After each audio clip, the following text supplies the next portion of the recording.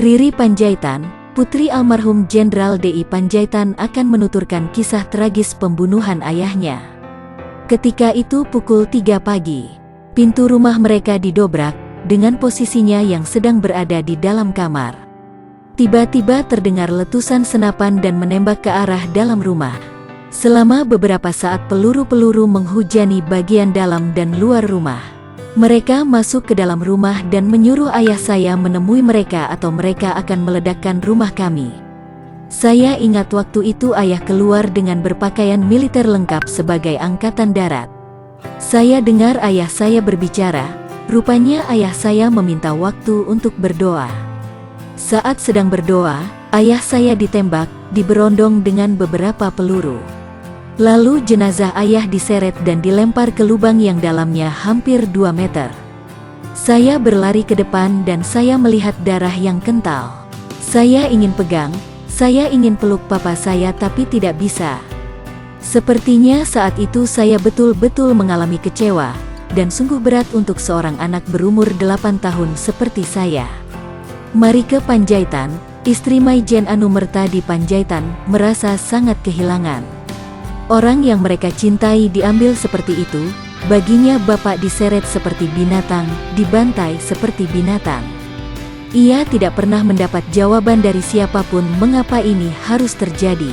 Riri bertambah besar dan peristiwa G30 SPKI tahun 1965 itu semakin jauh ia tinggalkan, tapi tidak ada satu titik pun yang bisa ia lupakan. Riri adalah anak yang periang, tapi setelah peristiwa itu dia jadi pendiam. Penampilan luar bisa menipu. Riri bisa hidup sehari-hari seperti anak-anak lain, gembira, tapi luka hatinya tidak bisa sembuh. Riri pindah ke Eropa, dan bertemu dengan seorang teman yang bisa berbicara tentang Tuhan dengan sangat dalam. Ia merasa jika ia dijamah Tuhan, tapi ia sepertinya tidak mengerti karena saya tidak mempunyai pengetahuan tentang Tuhan.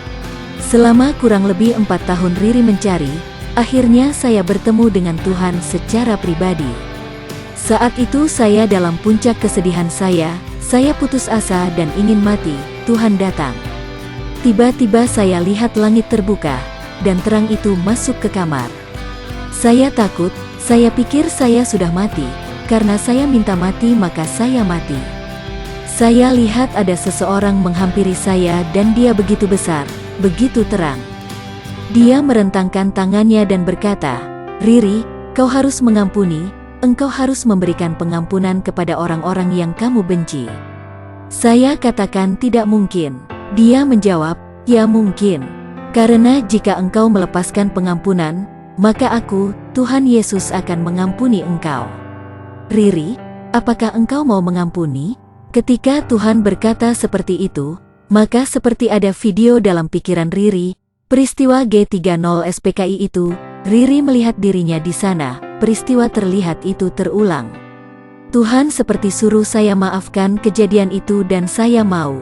Saya merasa damai masuk ke dalam hati saya dan saya merasakan, saya tidak pernah merasakan hidup seperti itu. Hati Riri sudah diperbarui, hati yang lama yang penuh dengan kepahitan, kebencian, amarah, dan dendam hilang begitu saja dan digantikan dengan hati yang baru. Sejak pembaruan hati itu, Riri tidak lagi membenci mereka. Kasih memenuhi hatinya dan dia melepaskan pengampunan. Setelah 46 tahun berlalu, kasih nyata itu ada dalam kehidupan keluarga Riri. Sekalipun memori mereka masih ada tentang peristiwa tragis itu, namun mereka tahu peristiwa itu harus terjadi karena Tuhan mempunyai suatu rencana yang indah buat mereka semua. Sumber, Riri Panjaitan, kesaksian.org